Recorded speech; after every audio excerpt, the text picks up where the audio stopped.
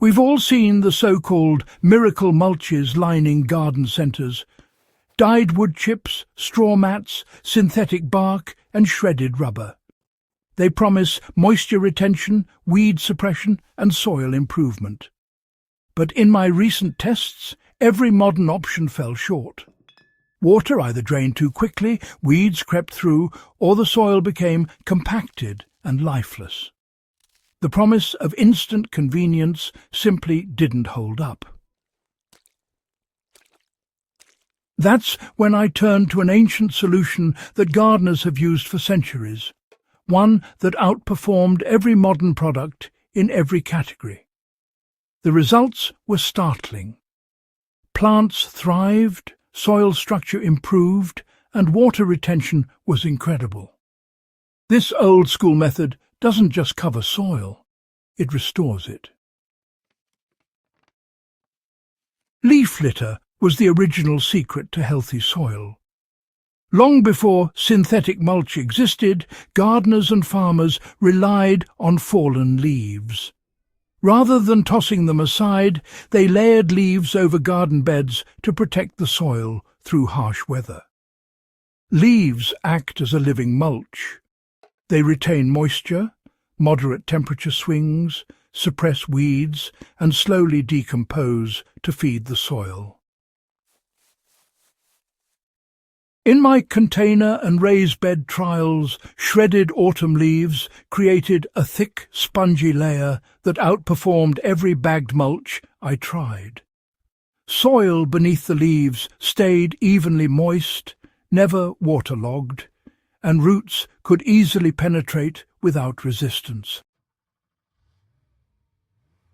For practical use, collect fallen leaves in the fall, shred them lightly, and, spread a layer about 2 to 3 inches thick over your garden beds or container soil.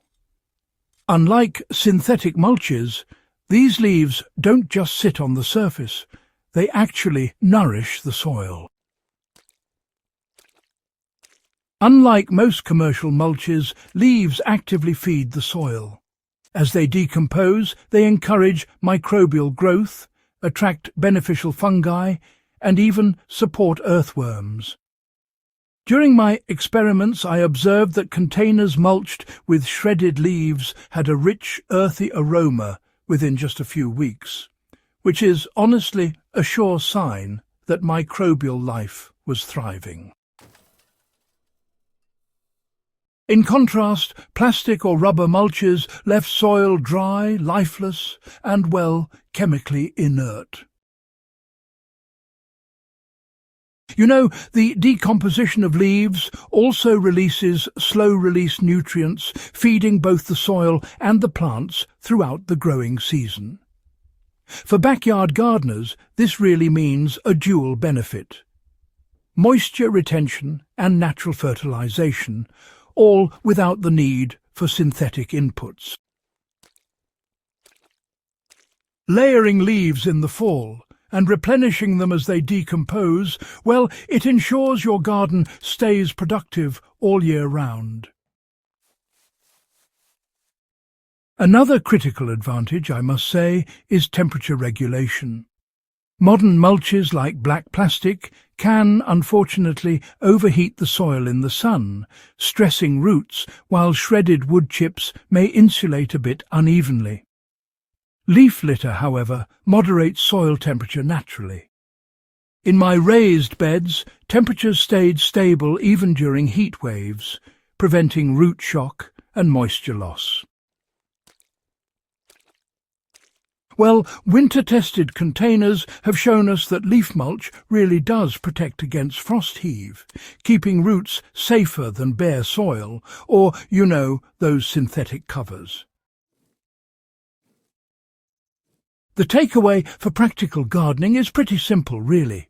Leaves adapt to the environment, insulating when it's cold and providing breathable coverage during the heat, all without causing excessive moisture buildup. Weed suppression is another area where leaf mulch truly excels. The natural layering blocks sunlight from reaching weed seeds, which prevents germination. And unlike commercial weed mats, leaves actually integrate with soil life, meaning weeds are, well, less likely to find cracks or gaps to emerge. In my container trials, beds mulched with leaves had far fewer weeds than identical plots covered with wood chips or synthetic mulch, and honestly, removing the mulch for planting or harvesting was just effortless. For gardeners, this translates into less labour, healthier plants, and, well, fewer chemicals in your soil ecosystem. Simply replenish the leaf layer as it breaks down to maintain long-term suppression. Start by collecting leaves in fall or throughout the season, shredding them if possible to accelerate decomposition and prevent matting.